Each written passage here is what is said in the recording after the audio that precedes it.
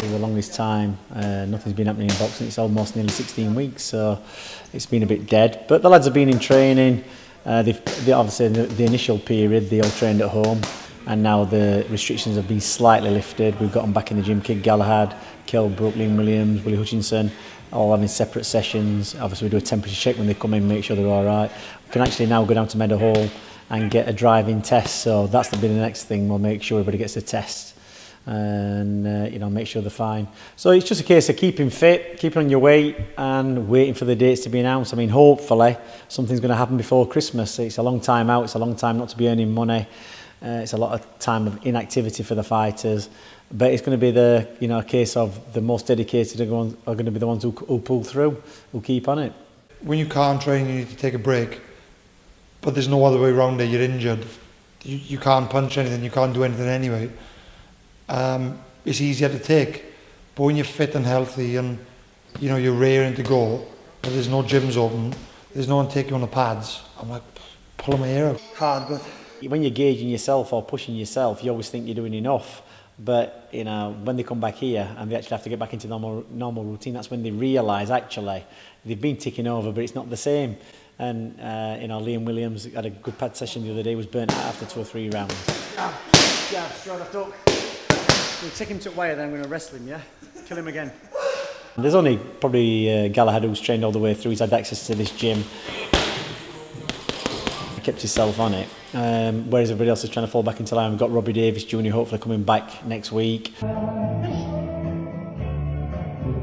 they're all falling back in, getting back into that routine again. I live the life, and for me really personally, it hasn't really changed. I live across the road from the gym, and I've been doing what I do regardless.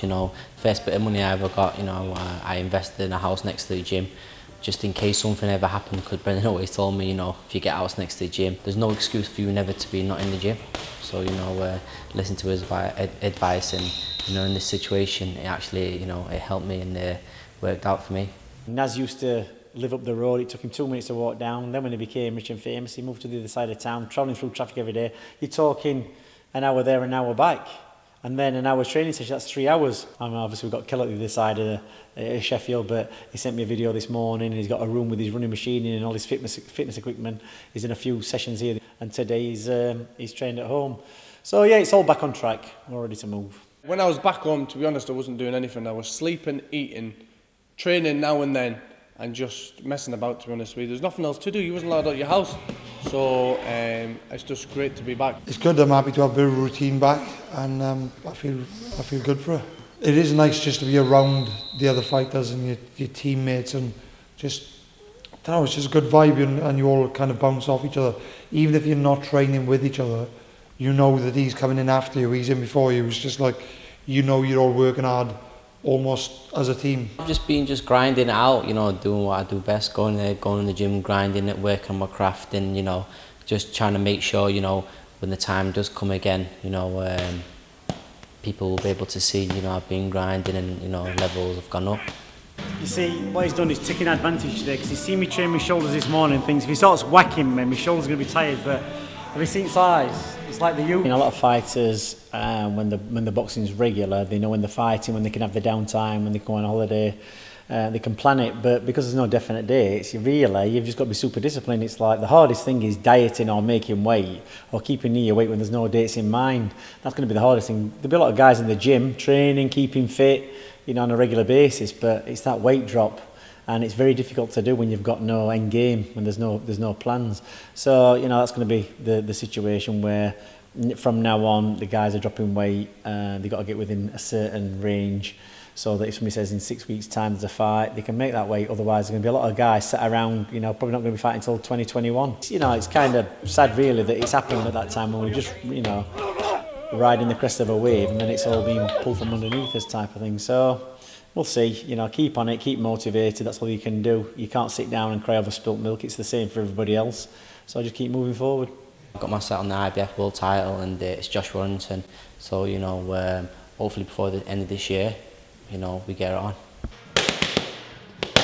Galahad's on it. You've seen him this morning training, punching hard. It's just a case of him dropping his weight, he'll be ready. And he's disciplined, so let's just see when this lockdown's lifted who's got the minerals, as they say. He's got to fight me. My last fight was for the mandatory shot, and his time for the mandatory shot is now. So that's what he wanted. He wanted other things, and God made it. The coronavirus happened, and he can't really go nowhere. So there's no excuses for him to go anywhere else apart from fighting me. What's he gonna do? Vacate the title and go and fight someone that we don't even know who he is? I don't think that will happen. He's on about fighting a kid called Kansu. We don't even know who this kid is. He's from China, and I don't think there's any chance of that fight happening. There's a lot of big fights that to be done. Firstly, I obviously won my world title shot against Demetrius Andrade, but I'm getting told that will be next. I'm hoping it's going to be around October time. So, but if that didn't happen, there's a number of fights. You've got Liam Smith, Eubank Jr., even the likes of Billy Joe Saunders. Don't get me wrong, I'm not calling Billy Joe out. I'm not saying I want to fight Billy Joe, but they're all big possibilities. You don't know what's going to happen, It was due to fight, but obviously it got cancelled. It was supposed to be a massive show in Glasgow. I don't know when we're next going to box. I think it's going to be a while. I don't think it's going to be anytime soon, but what can I do? Do you know what I mean? I just got to stay in the gym and just keep doing what I'm doing. Fights have got good sponsors, which are probably keeping them through. That's when you need your sponsor, keeping them afloat. But the money that you've accumulated over the past 12 months, everybody's going to be dipping into it, and we're all going to be levelled, aren't we? So we need it to start back as soon as possible, and hopefully there's going to be plans underway. I'm very, very grateful for my sponsors for helping out and try and help me a few bills what I've got and stuff like that there, and try and make it a bit easier on myself. But it's very, very hard. If you're not fighting, you're not earning. Eddie Hearn tweeted something about fight camp. Well, it's got plenty of grounds, it's got plenty of land, it's possible. I don't know what the plans are. I've looked at it, he's not revealing too much, but it'll be interesting. And you've got to keep it in the public eye, you've got to keep the sport there, because people will find other things to do. And as a pastime, they'll find their own recreational things to do: biking, walking, running, training. They'll be watching less TV and less sport, and they'll be losing an audience, and it might take a while to get back. People will find other things to do, more productive things, and sat down on a Saturday afternoon just watching sport into the night. You've got to stay focused, and you've got to just understand that it never goes smooth. It never goes as planned. There's always things changing, and you've just got to realise that, especially in boxing. And that's it. At the end of the day, you could be lying to fight one guy, then next minute he's lost that fight, and then you're fighting someone else, and that's just how it is.